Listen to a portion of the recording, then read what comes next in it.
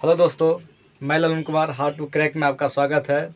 मैं आज इस वीडियो में साइंस की सबसे इंटरेस्टिंग जो ब्रांच है फिजिक्स, उसके बारे में, उसके जो फिजिक्स की जब से सबसे जो इम्पोर्टेंट टॉपिक है बल, गति और गति के नियम, उसके बारे में इस वीडियो में विस्तृत रूप से चर्चा करूँगा।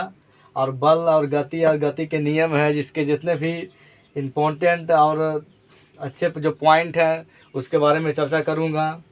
चलिए हम देखते हैं कि बल और गति और इसकी गति के नियम में सबसे जो इम्पोर्टेंट पॉइंट है और इसके जो रिलेटेड जितने भी इम्पोर्टेंट छोटे छोटे जो हमारा वर्ड है दिया गया है उसके बारे में अच्छी तरह से पूरी डिटेल के साथ जानेंगे।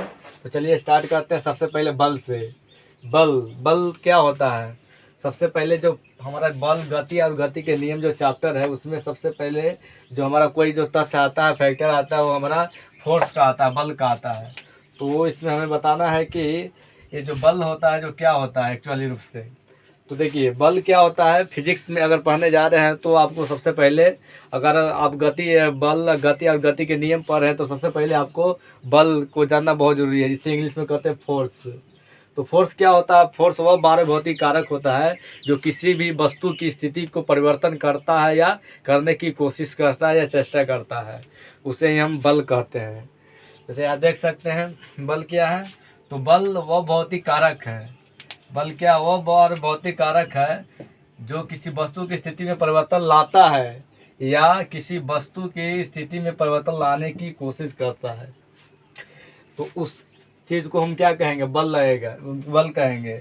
अगर मान लिया कि हमारा कोई वस्तु है, तो ये वस्तु मान लिया कि हमारा वस्तु स्थिर है, स्टेशनरी है, स्थिर अवस्था में है।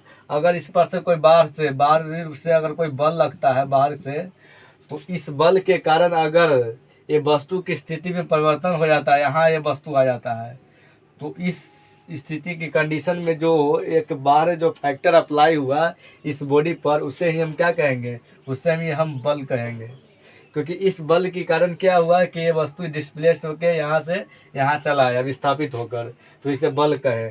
या ऐसे भी तो हो सकता है, अगर मान लिया कोई हमारा दीवार है, अगर दीवार में हम यहाँ फोर्स लगा रहे हैं, एफ न्यूटन का फोर्स लगा रहे हैं, तो यहाँ पर दीवार चूँकि बहुत स्ट्रांग है, तो अगर हम बल लगाएंगे इसमें तो इसमें नहीं हिलेगा, लेकिन हम बल तो अप्लाई कर रहे हैं। तो ये दोनों कंडीशन में ही फोर्स अप्लाई हुआ, बल दोनों कंडीशन में अप्लाई हुआ। लेकिन इसमें क्या हुआ कि ये पूरी इस बॉडी के स्थिति में परिवर्तन ला दिया, लेकिन इसमें परिवर्तन नहीं लाया। लेकिन दोनों में जो हम एक बाहर फैक्टर जो अप्लाई किए उसके कारण जो इसमें परिवर्तन हुआ इसमें नहीं हुआ, तो दोनों को ही हम क्या कहेंगे? बल कहेंगे। चलिए बल के कारण आप शॉर्टली देखते हैं क्या होता है। खिंचाव या धक्का को बल कहते हैं। अगर हम किसी वस्तु को खींच रहे हैं या उसे ढकेल रहे हैं, खींचे या ढकले, तो क्या होता है? एक तरह से बल की फिनोमेना है। तो ये खिंचाव या धक्का को भी हम बल कह सकते हैं। मैथमेटिकली अगर बात करें बल को, तो बल को डिनोट करते हैं, कैपिटल एफ से डिनोट करते हैं। अब बल होता है जो मास ऑफ एक्सलेशन, द्रव्यमान और त्वरण के गुणनफल के बराबर होता है। तो इससे आगे देखेंगे कहाँ से ये जो इक्वेशन हमारा आया है, कहाँ से आया है। ये हमारा गति के नियम से आता है, second law of the Newton से ये हमारा इक्वेशन आता है। तो इसीलिए आगे हमारा गति के नियम है, उसमें हम अच्छी तरह से पढ़ लेंगे। फिलहाल हम बल के बारे में अच्छी तरह से जान लेते हैं। तो बल बराबर क्या होता है? द्रव्यमान इंटू त्वरण होता है। उसके बाद जो बल का जो ऐसा मात्रक है, तो ऐसा मात्रक की बात करें तो न्यूटन होता है। अगर हम इसी को अगर एक्सप्रेस करें केजी और मीटर सेंटीमीटर स्क्वायर में, तो इसका होता है, अगर द्रव्यमान के मात्रा चूँकि केजी होता है और उसके बाद त्वरण का मान मीटर पर सेकंड स्क्वायर होता है। तो इस प्रकार हमारा जो बल के जो एसआई मात्रक हो गया केजी मीटर पर सेकंड स्क्वायर, या इसे शॉर्टली हम न्यूटन कहते हैं, न्यूटन कहते हैं। इसी न्यूटन को हम जब एक्सप्रेस करते हैं तो केजी मीटर पर सेकंड स्क्वायर आ जाता है। अगर हम सीजीएस यूनिट की बात करें तो सीजीएस यूनिट इसका डाइन होता है, और इस डाइन को जब एक्सप्रेस करेंगे तो हमें पता है कि ग्राम का जो सीजीएस मात्रक होता है, केजी का जो सीजीएस मात्रक होता है वो ग्राम होता है। और उसके बाद ग्राम हो गया, उसके बाद मीटर का सीजीएस मात्रक सेंटीमीटर होता है। और उसके बाद सेकंड का तो सीजीएस मात्रक सेकंड नहीं होगा, क्योंकि सेकंड है जो सबसे छोटा यूनिट होता है, इससे छोटा इस टाइम में होता नहीं, इसलिए सेकंड को सीजीएस में भी सेकंड ही कंसीडर किया जाता है। नेक्स्ट देखते हैं कि 1 न्यूटन होता है जो 10⁵ डाइन के बराबर होता है। अगर हमारा दिया हुआ है कोई एसआई में दिया हुआ है, अगर उससे हमें सीजीएस में कन्वर्ट करना हो तो उससे 10⁻⁵ से गुना कर देते हैं तो सीजीएस में कन्वर्ट हो जाता है। ये कैसे आया, तो ये यहाँ से आप ला सकते हैं, क्योंकि हम जानते हैं कि 1 kg में हमको 1000 ग्राम होता है, तो यहाँ से 10⁻³ आ गया। उसके बाद हमें पता है कि 1 मीटर में 100 सेंटी होता है, तो वहाँ से 3 है, यहाँ से 2, तो 3 2 5 हो गया। तो इस प्रकार हमारा 1 न्यूटन में 10⁻⁵ डाइन हो गया। उसके बाद अगर बल की बात करें तो बल हमारा क्या है, सदिश राशि है। सदिश राशि वैसी राशि जिसमें दिशा और परिणाम दोनों होता है, उसे सदिश राशि कहते हैं। तो ये बार बल है, जो बल में दिशा भी होता है कि किस डायरेक्शन में हम फोर्स अप्लाई कर रहे हैं और कितना मात्रा में अप्लाई कर रहे हैं, तो दोनों चीज़ बल में प्रेजेंट है, इसीलिए बल एक सदिश राशि है। नेक्स्ट देखते हैं, बल की जो दिशा होती है जो त्वरण की दिशा पर निर्भर करती है। अगर हमारा जो त्वरण ये हमारे नॉर्थ डायरेक्शन में हो रहा है तो हमारा जो बल लगेगा वो भी नॉर्थ डायरेक्शन में होगा। तो इस प्रकार हम कह सकते हैं जो बल की जो दिशा डिपेंड करती है वो उसके त्वरण के दिशा पर निर्भर करती है। उसके बाद हम यहाँ पर जो बल होता है जो मेन रूप से 2 टाइप का होता है। मेन रूप से संतुलित बल और असंतुलित बल होता है, जो बल के 2 प्रकार हैं। तो आगे देखते हैं संतुलित बल क्या होता है और असंतुलित बल क्या होता है। तो हमारा जो संतुलित बल होता है, अगर हम मान लें कि कोई बॉडी कंसीडर करते हैं, वस्तु ये हमारा कोई दिया गया है, अगर इस पर विभिन्न प्रकार के बल लग रहे हैं और उस बल का अगर हम परिणामी बल निकालते हैं, रिजल्टेंट बल फोर्स अगर हम निकालेंगे, तो उसका अगर रिजल्टेंट फोर्स, सबका रिजल्टेंट फोर्स अगर 0 आ जाता है तो उसे हम कहते हैं संतुलित बल। तो इस प्रकार हम देख सकते हैं यहाँ पर 4 को फोर्स अप्लाई हो रहा है, F1 F2 F3 या F4 अप्लाई हो रहा है। तो यहाँ पर हम क्या करेंगे, एक परिणामी बल निकालेंगे, F बार निकाल के, चूँकि हमारा बल क्या है, सदिश राशि है, तो सदिश राशि को हम वेक्टर पे से डिनोट करते हैं। तो यहाँ हमारा F वेक्टर हो गया, तो F vector equality F1 + F2 + F3 + F4। तो इस पूरे को जब हम ऐड करेंगे, सम करेंगे, तो हमारा परिणामी बल निकल के आएगा। अगर उसका परिणाम अगर 0 आ जाता है तो उसे हम कहेंगे संतुलित बल। तो संतुलित बल हो जाता है जिसके कारण हमारा क्या होता है, जो वस्तु में मोशन नहीं हो पाता है, क्योंकि संतुलित बल है। तो संतुलित बल क्या कर रहा है, एक दूसरे को कंट्रोल कर रहा है, बैलेंस कर लिया। इसे इंग्लिश में बैलेंस फोर्स भी कहा जाता है। यहाँ पर ये बोला, ये पूरे एक दूसरे के मिलकर बैलेंस कर दिया, इसीलिए इसे हम संतुलित फोर्स कर दिए।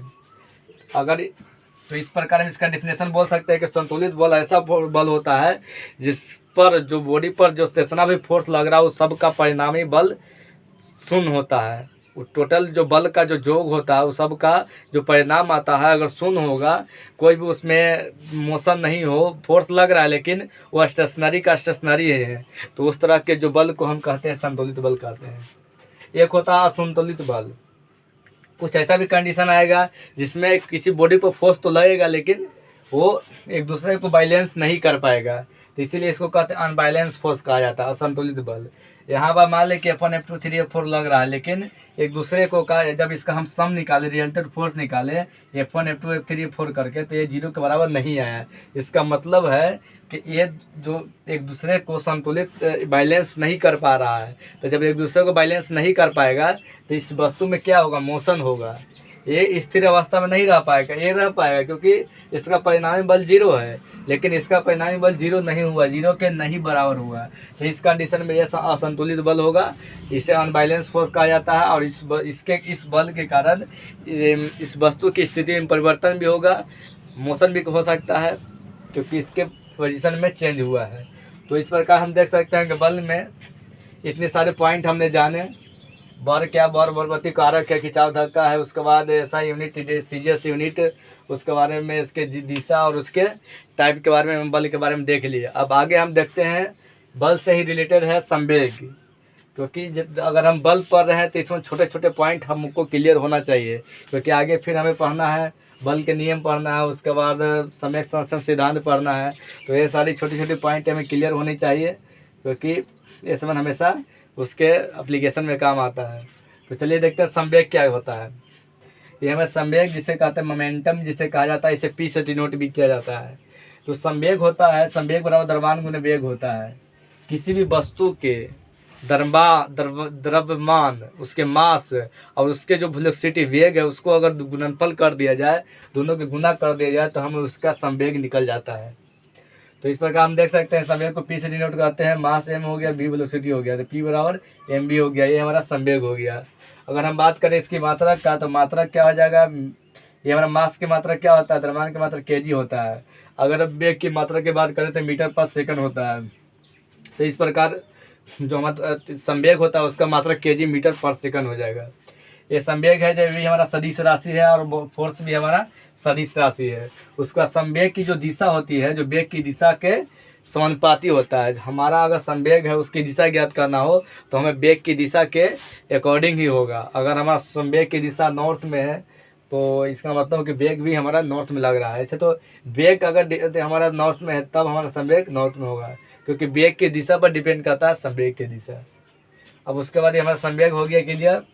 उसके बाद संवेग के बाद हम आवेग के बारे में देख लेते हैं कि आवेग क्या होता है। आवेग होता है जिसे कहा जाता है इम्पल्स कहा जाता है, जिसे आई से डिनोट किया जाता है, आई इम्पल्स, जिसे आवेग कहा जाता है। तो ये जो आवेग है, आवेग बराबर क्या होता है, तो आवेग होता है जो बल और समय के गुणनफल के बराबर होता है। डेट इज, अगर आवेग को हम आई से डिनोट करते हैं और हम बल को तो एफ से डिनोट करते हैं या टाइम को टी से डिनोट करते हैं, तो ये जो आवेग है डेट इज आई है, जो आई बराबर एफ इंटू टी हो जाएगा। अगर इसका हम मात्रक की बात करें तो मात्रक न्यूटन सेकंड हो जाता है, क्योंकि जो फोर्स का जो मात्रक होता है जो न्यूटन होता है, और हमारा जो समय का जो मात्रक होता है सेकंड होता है। अगर इसको हम एक्सप्रेस करें केजी और मीटर पर में सेकंड में, तो इस प्रकार इसको लिख सकते हैं, न्यूटन को लिख सकते हैं केजी मीटर पर सेकंड ऑक्साइड इंटू सेकेंड। तो इस प्रकार हम देख सकते हैं कि तो यहाँ पर हम देख सकते हैं कि जो मात्रक है, अगर हम आवेग की जो मात्रक की बात करें तो जो न्यूटन का जो मात्रक होता है केजी मीटर पर सेकंड ऑक्साइड होता है। अब पहले से एक सेकंड है तो सेकंड एक सेकंड कट गया, तो इस प्रकार हम लिख सकते हैं इसको केजी मीटर पर सेकंड।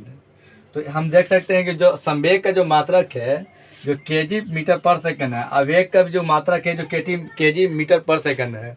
तो इस प्रकार हम कह सकते हैं कि जो संवेग आवेग के जो मात्रक होता है दोनों सेम होता है। भले ही हमारा संवेग बराबर मास इंटू वेलोसिटी होता है, आवेग बराबर फोर्स इंटू टाइम होता है, लेकिन दोनों का जो मात्रक होता है जो सेम ही होता है, केजी मीटर पर सेकंड होता है। चलिए इस प्रकार उसके बाद हमारा जो आवेग होता है, आवेग भी क्या है, सदिश राशि है। बल, संवेग, आवेग ये सब हमारा सदिश राशि है। तो इस प्रकार हमने देख लिया बल, संवेग, आवेग के बारे में देख लिए। उसके बाद इससे रिलेटेड जो छोटे से हमारा जो पॉइंट है, विस्थापन, दूरी, वेग और चाल और त्वरण, इसमें में हमेशा सबको कन्फ्यूजन होता है, इसीलिए हमने इसको बहुत ही शॉर्टली इसको थोड़ा डिस्कस कर लेते हैं ताकि कन्फ्यूजन नहीं हो, क्योंकि हम फिजिक्स पढ़ रहे हैं। फिजिक्स के सबसे छोटा ये चीज़ होता है, छोटा हमारा जो फैक्टर होता है, इसके बारे में देख लेते हैं कि विस्थापन और दूरी में क्या डिफरेंस है। तो चलिए देखते हैं विस्थापन दूरी में क्या डिफरेंस है। जो दूरी होता है ना, जो किसी वस्तु द्वारा जितना भी ट्रेवल किया गया डिस्टेंस होता है ना, टोटल जो डिस्टेंस तय किया कोई वस्तु, तो उसको दूरी कहेंगे। और जो विस्थापन होता है जो किसी वस्तु द्वारा दो बिंदु के बीच में जो न्यूनतम दूरी होता है ना, इनिशियल और फाइनल के बीच में जो न्यूनतम दूरी होगा वो हमारा विस्थापन कहलाएगा, और टोटल जो दूरी तय होगा वो हमारा दूरी कहलाएगा, न्यूनतम दूरी होगा जो हमारा विस्थापन कहलाएगा।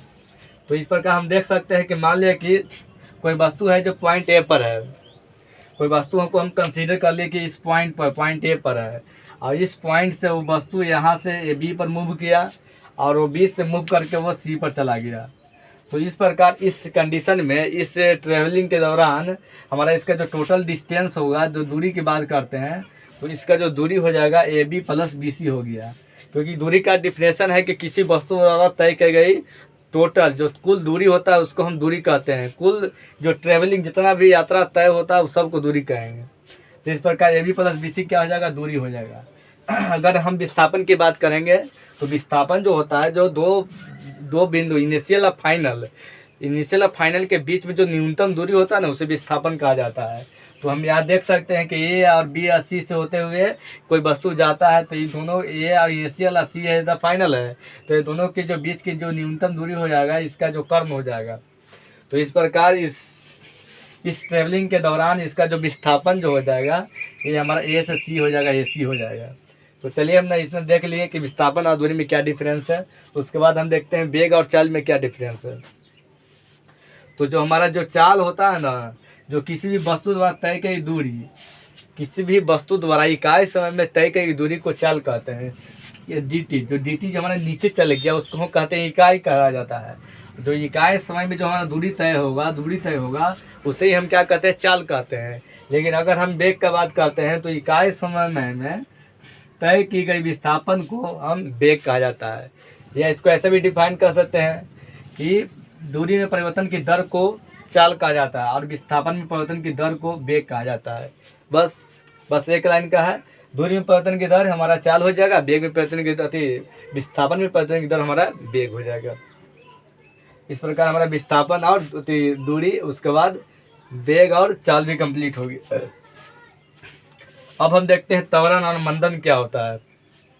जो त्वरण और मंदन क्या होता है, तो सबसे पहले हम देखते हैं कि पहले त्वरण क्या होता है। तो वेग या चाल में परिवर्तन की जो दर होता है उसे हम त्वरण कहते हैं। या इसको कह सकते हैं इकाई समय में, यहाँ dt हमारा नीचे है तो इसको कहेंगे इकाई समय में तय किया गया वेग या चाल को क्या कहते हैं, त्वरण कहते हैं। यही जब हमारा त्वरण ऋणात्मक हो जाएगा, यहाँ नेगेटिव का साइन लग जाएगा, अगर यहाँ ऋणात्मक चिन्ह के साथ आ जाएगा, कहने का मतलब हुआ कि वेग में परिवर्तन की दर अगर ऋणात्मक हो या चाल में परिवर्तन की दर ऋणात्मक हो तो उसे हम कहते हैं मंदन कहते हैं। अगर हम जब मान लें कि कोई साइकिल को स्टार्ट करते हैं तो इनिशियली हमें बहुत ज़्यादा ताकत लगाना रहता है उसको स्पीड को धराने के लिए। तो स्पीड जब एक बार धर लेता है तो उस समय जब स्पीड को हम स्पीड में लाने के लिए साइकिल को जो हमने प्रयास किया, जो पैडल पर जो हमने फोर्स अप्लाई किया, तो उसके दौरान हमारा जो साइकिल को जब हम स्टार्ट करते हैं तो वो 0 चाल में रहता है। लेकिन धीरे धीरे हम उसे 10, 20, 15 के स्पीड हम ले आते हैं। तो उससे जब हम लाने में जो हम प्रयास किए ना, वो हमारा त्वरण हो गया। लेकिन जब हम ढलाव पर हैं, तो जब हम ढलाव पर हैं तो वहाँ पर क्या होता है कि वहाँ पर हमें पैडल मारने की ज़रूरत नहीं रहता, बस हमें पैडल पर बस पैर रखते हैं, आसानी से ढूलते चले जाते हैं।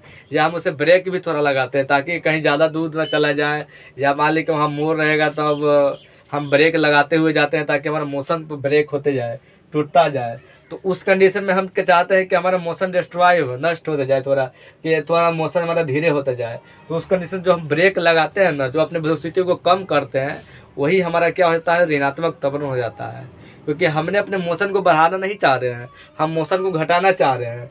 तो उसके कारण जो त्वरण उत्पन्न हुआ, जो वेग में परिवर्तन की दर हुआ, वो हमारा कहलाएगा ऋणात्मक त्वरण, जिसे हम कहते हैं मंदन कहते हैं। तो चलिए हम समझ गए हैं, हम लोग विस्थापन, वेग समझ गए हैं, दूरी समझ गए हैं, चाल समझ गए हैं, त्वरण समझ गए हैं, मंदन भी समझ गए हैं। चलिए इसमें थोड़ा आगे देख लेते हैं सदिश राशियाँ, क्योंकि ये सभी भी इसमें कुछ सदिश राशि है, कुछ अदिश राशि है। तो हमने क्या किया है कि जितने भी सदिश राशि है उसको हम एक साथ कलेक्शन कर दिया है, ताकि सदिश राशि अगर हमें याद रहेगा तो जितने भी सदिश को छोड़कर होंगे वो सबका हो जाएगा अदिश हो जाएगा। तो इस प्रकार अगर मान लें कितना हमारा सदिश राशि है तो बाकी इससे हटकर जो भी आएगा वो सब अदिश राशि हो जाएगा। तो इस प्रकार जो भी हमारा विस्थापन है, वेग है, त्वरण है, बल, संवेग, आवेग, भार, जितना भी क्षेत्र है, जैसे चुंबकीय क्षेत्र हो गया, विद्युतीय क्षेत्र हो गया, ये सब जितना भी क्षेत्र है ना, ये जितना भी क्षेत्र है, उसके बाद विस्थापन, वेग, त्वरण, बल, संवेग, आवेग, भार, ये सब हमारा क्या है, सदिश राशि है। इसको छोड़कर जितना भी राशि है सब हमारा क्या, अदिश राशि है। तो इस प्रकार हमें याद रखने के लिए आसान हो जाएगा, क्योंकि सदिश राशि को हमने याद कर लिया, विस्थापन, वेग, त्वरण, बल, संवेग, आवेग, भार, और जितने भी क्षेत्र हो गया, जैसे चुंबकीय क्षेत्र हो गया, विद्युतीय क्षेत्र हो गया, ये सब सदिश राशि है। बाकी जितना हो गया, दूरी हो गया, हमारा शक्ति हो गया, ऊर्जा हो गया, कार्य हो गया, ये सब क्या हो जाएगा, अदिश राशि हो गया। बाकी इतना हमारा सदिश है, बाकी शेष जितने भी राशि सब अदिश राशि है। तो इस प्रकार हमने इस वीडियो में बल, संवेग, आवेग, उसके बाद विस्थापन, दूरी, उसके बाद चाल, वेग, त्वरण, मंदन के बारे में देख लिया, जितने भी सदिश राशि उसके बारे में देख लिया।